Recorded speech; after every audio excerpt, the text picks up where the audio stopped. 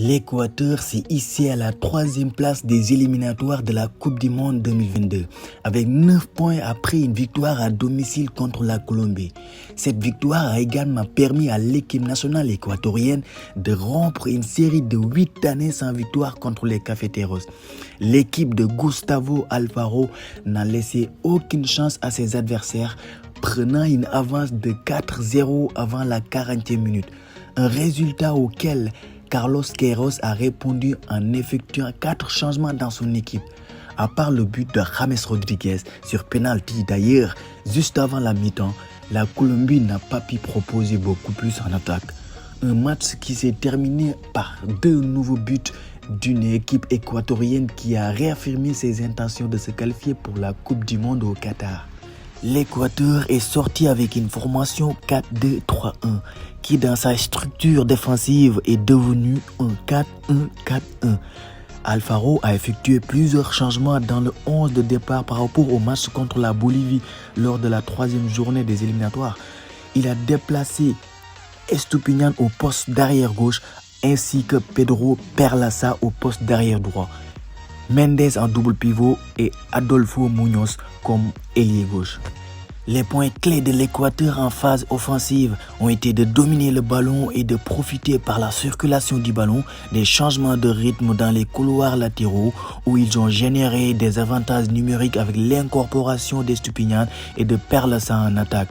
Dans la zone de finition, Estrada a assuré la profondeur en se positionnant constamment entre les défenseurs centraux de la Colombie. Pendant ce temps, en attaque, Alfaro a développé son équipe en un bloc mis au court et compact, ce qui lui a permis de contrôler le jeu dans les zones de construction et de finition.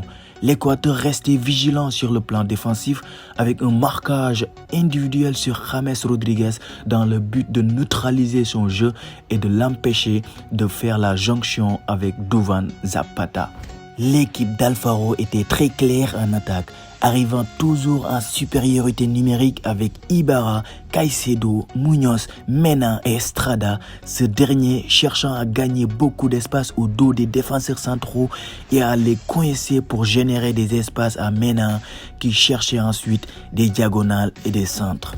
Bien que la Colombie ait essayé de contrôler le rythme du match, l'équipe d'Alfaro a maintenu son profil offensif avec un jeu plus direct et des sorties avec des passes vers la 2e ligne en pressant également le ballon derrière leurs adversaires pour provoquer une erreur. Au fur et à mesure de la seconde période, les transitions ont commencé à devenir l'une des forces de l'équipe équatorienne qui ont clairement identifié les espaces pour attaquer.